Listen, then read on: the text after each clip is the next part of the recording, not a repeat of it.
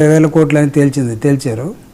అప్పటి నుంచి వాళ్ళ ఆశ ఏంటంటే జగన్మోహన్ రెడ్డి గారు పర్మనెంట్గా లోపల ఉంటే మేము బాగుపడతాం. దానిలో కొత్తగా పాపం దేవరెడ్డి గారు చెప్పేది ఏముంటుంది, వాళ్ళందరూ ఆశ అదే. కానీ పాపం వాళ్ళ ఆశ తీరదు. ఎందుకంటే గఫూర్ గారు అంటున్నారండి ఎంత తొందరగా అవుద్ది అని అంటున్నారు. అదే ఎందుకంటే కోర్టులో ఉన్న వాటికి కూడా అంత తొందరగా ఆశ పెడుతున్నారంటే మీరు కానీ గఫూర్ గారు కానీ మాకైతే అర్థం కావట్లేదు. ఒక పక్క ఏమో కోర్టులు వాటి పైన చేసుకొని పోతాయి అంటారు, కానీ అక్కడ ఉన్నవి కూడా స్పీడ్గా తేలాలి. భారతదేశంలో పెట్టిన కేసులన్నీ కూడా ఎవరి మీద ఎలాంటి కేసులు పెట్టారో అందరికీ తెలుసు. అది తేలిందాకా ఆగండి. మీ అందరూ ఆగలేక మీ కడుపులో మంటని ఈ విధంగా బయటికి పెడతా ఉన్నారు. చూద్దాం, ప్రజలకు వదిలేద్దాం అది. రెండవది పాపం వీళ్ళ చేతగాక మోడీ మీద కూడా వేశారు, ఆయన త్వరగా తేలిస్తే బాగుంటుంది అన్నట్టుగా. సో రెండోది మా ప్రధానమైన అంశం, మీరు అడిగారు దీపక్ రెడ్డి గారు చాలా తెలివైనడు కాబట్టి క్లాసికల్గా దాన్ని సైడ్ చేశాడు. మంత్రులకి ఎఫిషియన్సీ అనే పేరుతోటి ఎవరైతే ఫైళ్ళు త్వరగా చూస్తారో వాళ్ళకి ర్యాంకింగ్ ఇచ్చేశారు. అంటే వాళ్ళు చేసిన పని ఏంటో చెప్పనా, వాళ్ళేం ఫైల్ చూసే అవకాశం లేదు, వచ్చిన ఫైల్ని సంతకం పెట్టి పంపించడమే. దానికి కూడా 2 రోజులు చూసిన వాడికి ఫస్ట్ ప్రైజ్. ఫైల్ నార్మల్గా ఫైల్ని జాగ్రత్తగా చూడండి, కింద వాళ్ళు ఫైల్ పంపితే లేకపోతే రాస్తే ఎక్కడన్నా మన పాలసీకి తగ్గట్టుకో లేకపోతే రాజ్యాంగానికి తగ్గట్టుకో లేకపోతే రూల్స్ అండ్ రెగ్యులేషన్స్ పర్ఫెక్ట్గా ఉంటాయి. వీళ్ళకి ఎవరికి ఆ మంత్రివర్గంలో రూల్స్ రెగ్యులేషన్స్ ఎవరికి తెలిసినట్లేదు.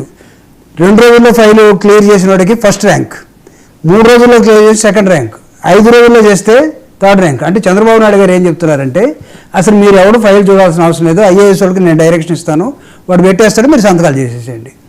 అందులో భాగమే ఆర్డీఓలకి రెవెన్యూలో ఉన్న ప్రాబ్లమ్స్ అన్నీ కలెక్టర్ని జేసీని తీసేసి ఆర్డీఓలకి అప్పచెప్తున్నారట. అది సరళీకరణ. రీసెంట్గా అడ్మినిస్ట్రేషన్లో మార్పులు కూటమి ప్రభుత్వం తీసుకోబోతుంది. దాన్ని చంద్రబాబు నాయుడు గారు ఏమన్నారంటే రాజ్యాంగానికి అనేకమైన సవరణలు చేశారు, అడ్మినిస్ట్రేషన్లో సవరణ చేసుకుంటే తప్పేంటి, ల్యాండ్ విషయంలో ల్యాండ్ రికార్డ్ అంతా కూడా ఆర్డీఓకి అప్పచెప్పబోతున్నాం. ఆర్డీఓ ఎవరండి, గ్రూప్ 2 నుంచి వచ్చిన వాళ్ళు అవుతారు. అవును, RDO is not an IAS officer. JC and above collector they are all IAS officer. Since they are, వాళ్ళు ఏమైనా ఫైల్ వస్తే they will go into the file, వాళ్ళు they will see the file according to the rules and regulations and constitution. So వీళ్ళకి ఆ Mussoorie training ఉంటుంది కాబట్టి వాళ్ళని తప్పించేసి మన గ్రూప్ 2 నుంచి తీసుకున్న వాళ్ళు ఎంఆర్ఓ అయ్యాడు, ఎంఆర్ఓ తర్వాత ఆర్డీఓ అవుతున్నాడు. కాబట్టి వీడిని మనం బెదిరిస్తే పోస్టింగ్ ఇస్తామని చెప్తే వీడు ఇచ్చేస్తాడు. కాబట్టి మంత్రులు కూడా ఫైల్ చూడాల్సిన అవసరం లేదు. ఎవరైతే ఒక రోజులో చూస్తాడో పెట్టిన వెంటనే ఫైల్ అయితే ఎవడైతే స్టిక్ చేస్తాడో వాడు ఫస్ట్ ప్రైజ్ ఇస్తూ ఉన్నారు. This is their administration. దీన్ని మనం ఎఫిషియన్సీ అనుకుందాం. వాళ్ళు రాష్ట్రాన్ని బాగు చేస్తున్నారట. చూడండి, ఆగండి ఇంకొక 1 year ఈ రాష్ట్రం ఎడిపోతుందో, ప్రజలేం భావిస్తారో, ప్రజలేం కోరుకున్నారో, వీళ్ళు ఎలక్షన్ టైంలో చెప్పినటువంటి వాగ్దానాలు ఏంటో ఇప్పుడు తేలిపోతున్నవి ఎన్నో. మేము చెప్పాల్సిన అవసరం లేదు. YSR Congress party is here to remember what ever the promises you do at the time of election.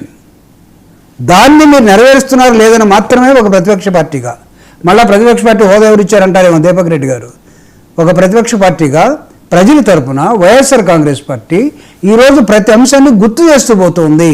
ప్రతి అంశాన్ని ప్రజలకి ఎడ్యుకేషన్ అదే నేను అన్న తర్వాత